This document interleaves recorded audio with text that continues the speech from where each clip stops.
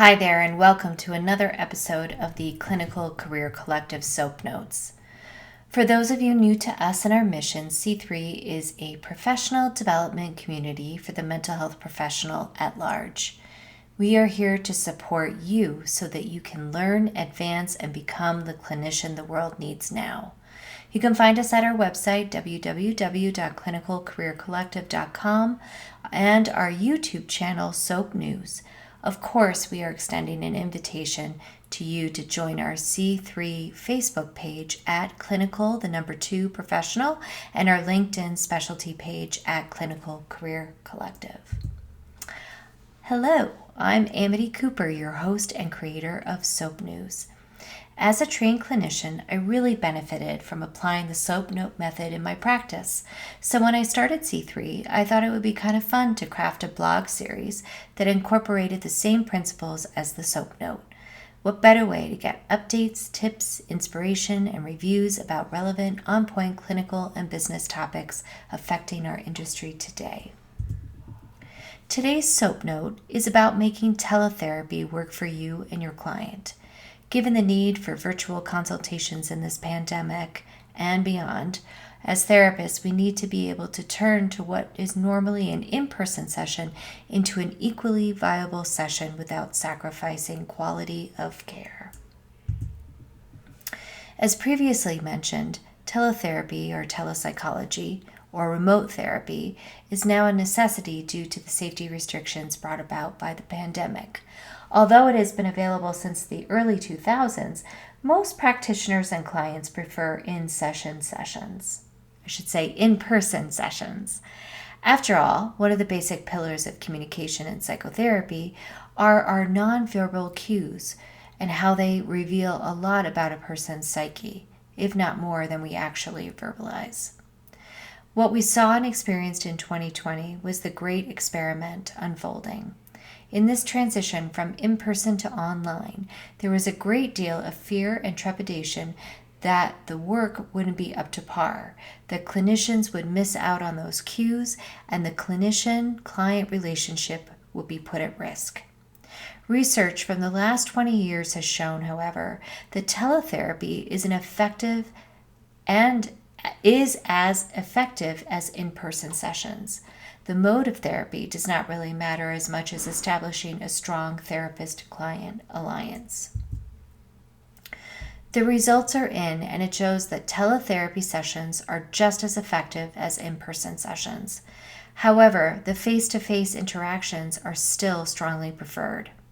We now have seen and heard about multiple ways we can work with this new environment to create meaningful and powerful connections with our clients, regardless of the modality we use.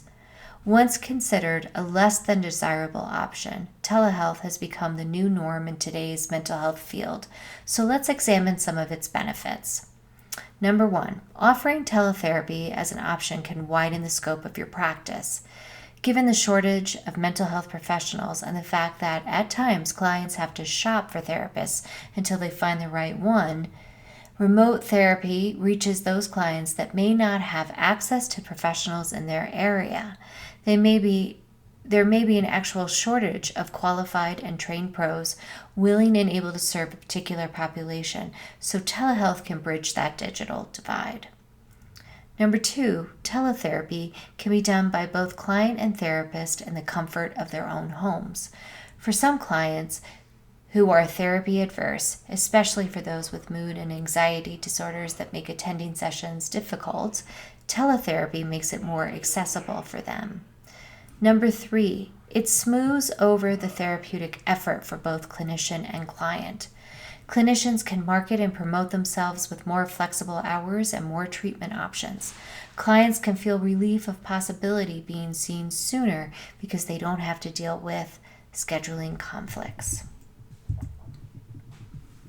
Telehealth also offers new opportunities to explore new clinically significant client behaviors in the comfort of their own home.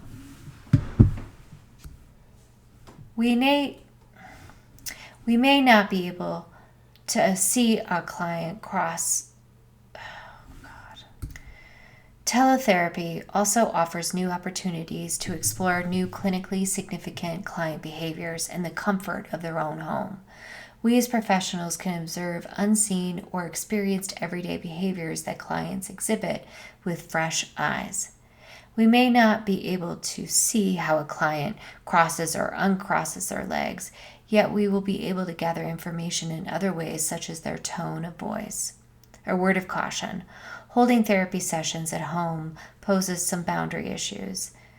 Already heavily workload can cause undue duress to overworked and overwhelmed therapists.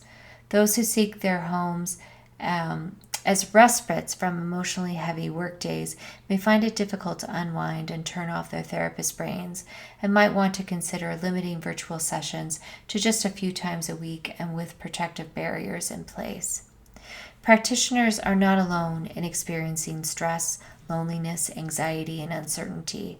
The pandemic not only devastated the healthcare system, it also has had effects on the economy and society. Life as we know it has had to change drastically. Not everyone is equipped to cope with the new normal, and with the rise of cases also came the rise of mental disorders, anxiety, and depression being chiefly among them. For the first time in this generation, we are all learning to cope with this new reality. Access to mental health services and new technologies can be a huge help, but it can also place a new burden on those who deliver these kinds of tools and services. So how will you as a practitioner make the most out of teletherapy? Given that you should take care of yourself first before aiding others, one way to prevent or lessen the risk of blurring these lines between your personal and professional virtual persona is establishing boundaries for yourself. The best way to do this is through self-care. Give yourself a few minutes to mentally prepare for every session and get into the zone, and then after the session, a few minutes to get out of the zone. It also helps to be more conscious of how your workspace looks, as the client's living conditions can now be perceived in video chats, provided that they don't use virtual backgrounds at least. They can also gather information about you and you say and what you do. Your wall and the decorations behind you or around you say a lot about you. This can be a powerful tool in bolstering the therapist-client alliance. It can also place you in a vulnerable position. Our recommendation is to set up a virtual office stage. Create a virtual corner with props or a green screen backdrop that doesn't alter. This will provide consistency and comfort to your clients. It can also be a subtle therapeutic offering. Creating consistency in your surroundings can bring a sense of calm and serenity to your sessions. What this says to your clients is, I'm still here, I'm available regardless of our physical distance. On your end, make sure that you're comfortable. During in-office sessions, we would regularly take breaks and move around and moving back and forth from session to office. Sometimes we forget to move, stop, or change our routine to give our eyes and bodies a break. And again, it's easier to provide emotional comfort when you yourself also feel comfortable. Try not to back yourself into an emotional wall with Zoom fatigue. If you are interested in learning some more tips and techniques to deal with online fatigue, then check out my Healing Entrepreneurship Summit ebook, The Rise of Technology, and the Digital Customer Journey Report. There you'll find amazing resources and information pertinent to becoming a modern mental health practitioner.